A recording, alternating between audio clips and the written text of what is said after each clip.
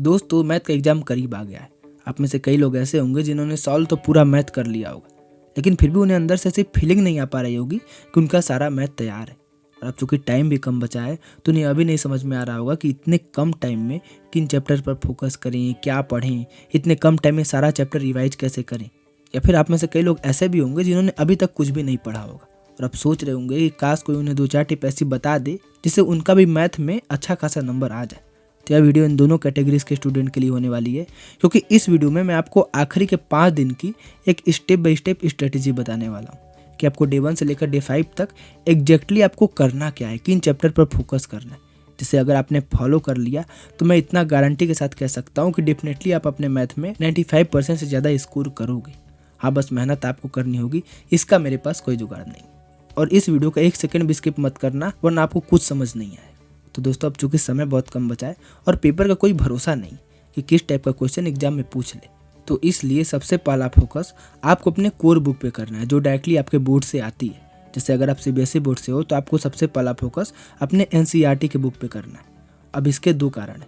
सबसे पहला कि एनसीईआरटी में क्वेश्चंस आपके साइड बुक के मुकाबले बहुत ज़्यादा कम होते हैं, तो आपको इसे सॉल्व करने में ज़्यादा टाइम भी नहीं लगेगा। और दूसरा कि इसमें हर टाइप के क्वेश्चंस होते हैं, जिसे अगर आपने सॉल्व कर लिया तो आपका हर टाइप के क्वेश्चंस की प्रैक्टिस भी हो जाएगी और एग्जाम में किसी भी टाइप का क्वेश्चन आए फंसोगे नहीं, आप उसे सॉल्व कर पाओगे। अब लेकिन बात यहाँ पर फंस जाती है कि आपके पास समय भी कम है, तो आप इतने कम टाइम में पूरा एनसीईआरटी सॉल्व करोगे कैसे? कोई टेंशन की बात नहीं है, मैं बताता हूँ। देखो, सबसे पहले कि टोटल एनसीईआरटी में क्वेश्चन ही बहुत कम है, तो इसलिए सच में आपको इसमें ज़्यादा टाइम नहीं लगने वाला है। इनफैक्ट मैं भी जब अपने क्लास 12 में था तो उस टाइम पर तो टर्म 1 और टर्म 2 दोनों कंबाइंड हुआ करता था, लेकिन फिर भी मैंने उस टाइम पर पूरी एनसीईआरटी केवल 2 दिनों में सॉल्व करी थी। तो डेफिनेटली आप भी कर सकते हो, और आपके पास तो फिर भी केवल टर्म 2 है। तो इसलिए अब आपको यहाँ पर क्या करना है कि आपके मैथ के एग्जाम में जितने दिन भी बचे उसमें से आपको 2 दिन घटा देना है। जैसे कि मान लो 5 दिन बचा है तो 2 दिन घटाने पे अब 3 दिन होता है। तो अब आपको अपनी पूरी एनसीईआरटी केवल 3 दिन में ख़त्म करना है। अब कैसे करना है इसे हम 3 स्टेप में समझते हैं। सबसे पहला कि आपके टोटल जितने भी चैप्टर्स हैं उसे आप 3 से डिवाइड करो, ताकि आपको एग्जैक्टली पता चल सके कि आपको एक दिन में कवर कितने चैप्टर्स करने। और दूसरी बात कि आपको चैप्टर ऐसे रैंडमली नहीं करना है, बल्कि पूरे चैप्टर्स को 2 पार्ट में बांट देना है, हार्ड चैप्टर्स और इजी चैप्टर्स। और अगर आपको एक दिन में 2 चैप्टर फिनिश करना है तो आप एक हार्ड चैप्टर उठाओ और एक इजी चैप्टर उठाओ। जैसे कि मान लो अगर आप हार्ड में ट्रिग्नोमेट्री उठा रहे हो तो आप इजी में जैसे कि एपी या कंस्ट्रक्शन उठा सकते हो। अब इससे आपका पढ़ते हुए मन नहीं उबेगा, और जब आपको लगने लगे कि हार्ड वाला सॉल्व करने का मन नहीं कर रहा है तब तुरंत इजी वाला उठा लो, और जब इजी वाला सॉल्व करने से थोड़ा सा कॉन्फिडेंस बढ़ जाए तो अगेन हार्ड वाले पे जंप कर जाओ। इस स्ट्रेटेजी से आप कभी बोर नहीं होगे, बल्कि आपको उल्टा मजा आएगा। और तीसरी बात कि जब भी आप पढ़ने बैठो तो आप पहले से ही डिसाइड कर लो कि मैं इतना तक पढ़ के ही उठूंगा। जैसे कि मान लो अगर आप सर्किल चैप्टर सॉल्व कर रहे हो और उसमें टोटल 8 एक्सरसाइज है, तो पहले से ही डिसाइड कर लो कि मैं 4 एक्सरसाइज किए बिना यहाँ से उठने नहीं वाला।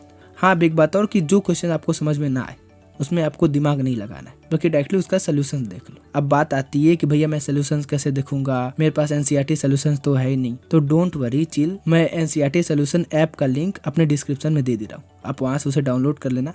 और हाँ, अगर आपके पास एनसीईआरटी ना हो तो खरीद कर पैसे बर्बाद मत करना। एनसीईआरटी के ऑफिशियल ऐप का लिंक भी मैं नीचे डिस्क्रिप्शन में दे रहा हूँ, आप वहाँ से उसे डाउनलोड कर लेना, और जो भी पैसा मैंने आपका बचाया उसे मेरे पास भेज देना। और एक और इम्पॉर्टेंट बात कि आपको सारा क्वेश्चन डिटेल में सॉल्व नहीं करना है। हाँ, 1-2 क्वेश्चन डिटेल में कर लेना ताकि आपको समझ में आ जाए कि एग्जाम में इसे करना कैसे है, लेकिन बाकी सारे क्वेश्चन को आपको बिल्कुल शॉर्ट में सॉल्व करना है, ताकि कम से कम समय में आप पूरा क्वेश्चन सॉल्व कर सको। और मेन बात कि जब आप क्वेश्चन सॉल्व करो तो जो क्वेश्चन आपको थोड़ा कठिन लगता है या फिर जो क्वेश्चन आपसे एक बार में नहीं सॉल्व हो पाता है उसे आप टिक कर लेना। अब उसका क्या करना है हम आगे डिस्कस करेंगे। तो इस तरह आपको डे 1, डे 2 और डे 3 पे एग्जैक्टली यही रूटीन फॉलो करना है। अब आपको डे 4 पे क्या करना है इसे सुनो। देखो, डे 4 में आपको 5 साल के प्रीवियस क्वेश्चन पेपर को सॉल्व करना है। और इसे कैसे करना है? इसे भी ठीक वैसे ही करना है जैसे कि मैंने एनसीईआरटी के क्वेश्चंस को सॉल्व करने को बताया था। अब इसमें भी आपको जो क्वेश्चन डिफिकल्ट लगे या आप एक बार में ना लगा पाओ उसे आप टिक कर देना, उसके बारे में हम बाद में बात करते हैं। अब इन 5 साल के पेपर्स को सॉल्व करने से एक्चुअली में आपको अंदाजा हो जाएगा कि एग्जाम में किस टाइप के क्वेश्चंस आएंगे, और जो आपने एनसीईआरटी करी थी उसके भी वह क्वेश्चन जो कि इन 5 साल में फंसे हैं वह क्वेश्चन भी आपके दोबारा रिवाइज हो जाएंगे, और अब तक आपका कॉन्फिडेंस पूरी तरीके से बढ़ चुका होगा। अब बात करते हैं कि आपको डे 5 पे क्या करना है। देखो, जब आपने एनसीईआरटी और previous year question paper solve किया था तो उसमें मैंने आपको कुछ टिक लगवाया था। बस 5वें दिन में आपको वही सारे क्वेश्चंस को दोबारा सॉल्व करना है, ताकि वो सारे क्वेश्चंस आपके दिमाग में आ जाए। अब इसके बाद भी आपके पास समय बचता है तो एक बार सारे चैप्टर के क्वेश्चन को ऊपर ऊपर से देख लेना कि यह क्वेश्चन ऐसे लगेगा, इसके बाद ये होगा, इसके बाद ये होगा, इसके बाद ये होगा। अच्छा, अब कई स्टूडेंट के साथ ये भी प्रॉब्लम होता है, इनफैक्ट मेरे साथ भी क्लास 10 में हुआ था कि जब वो एग्जाम देने जाते हैं तो फार्मूला ही भूल जाते हैं। और अगर आपको भी फार्मूला ठीक से याद नहीं हो तो उसके लिए आपको क्या करना है कि जब आप सोने जाओ तो एक बार सारे फार्मूले को रिवाइज कर लो। ऐसा जब आप 5 दिनों तक लगातार करोगे तो विश्वास मानना 5वें दिन सारे फार्मूले आपके जबान पर होंगे। हाँ, अब डिपेंड करता है कि आप एग्जाम के क्वेश्चन को अटेम्प्ट कैसे करते हो, उसे लिखते कैसे हो। हालांकि उसके ऊपर मैं जल्दी ही वीडियो बनाने वाला हूँ। अगर आपने इस चैनल को सब्सक्राइब नहीं किया है तो कर लेना और बेल नोटिफिकेशन को भी ऑन कर देना ताकि वह इंपॉर्टेंट वीडियो आपसे मिस ना हो जाए। हालांकि ये तो कुछ छोटी मोटी स्ट्रेटेजी थी। अगर आपको लॉन्ग टर्म में टॉपर बनना है, 95% लाना है, तो इसके लिए मैंने सेपरेटली इस वीडियो को बना रखा है, आप इसे भी देख सकते हो। धन्यवाद।